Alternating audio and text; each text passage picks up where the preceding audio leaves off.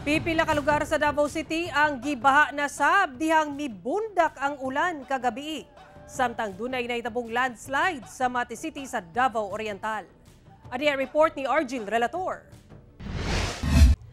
Gilayong gisubay sa mga responders sa Barangay Disaster Risk Reduction and Management Office sa Barangay Talomo proper, Davao City ang 5 ka mga purok dihang namatngunan ang pagsaka sa tubig baha. Daw dagat na ang dalan, human nalapawan na sa hapituhod nga baha.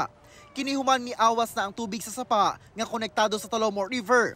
Usa ka magbanay ang ipabakwit, apan nakauli na sabdayon, human mihubas na ang baha bandang alas 11:30 kagabi. Sa monitoring sa Davao City Disaster Risk Reduction and Management Office, alas 8:48 sa gabi, dihang nag-code red na o ana sa critical level ang Talomo River nga naa sa Barangay Tugbok proper, lakip ang Lipadas River sa Barangay Crossing Bayabas.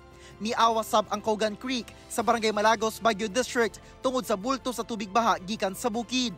Mag-alas 10 na sa gabi, dihang mihunong na ang pag-ulan sa Baguio, Paquibato ug Marilog District. Karong halos kada gabi na ang nasinating kusog nga pag-ulan.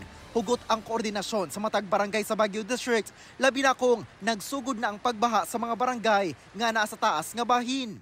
So mo na nga na problema mi kay ang tubig manggod moagi na sa karsada, pero actually na may si among barangay kapitan na si Joselito Cajes na napod sila'y ginaano ana sa city planning kung unsaon pagsulbad sa baha jud. Sa Mati City, Davao Oriental, dili sab maagian ug mga dagkong sakyanan kining highway nga sakop sa Purok 2, Kotkot sa Barangay Langka, human midahili ang yuta gikan sa bukid paingon sa dalan. Nalukop ang parte sa dalan sa lapok resulta sa pag-ulan. Nagpahigayon na og clearing operation ang City Engineers Office sa lugar.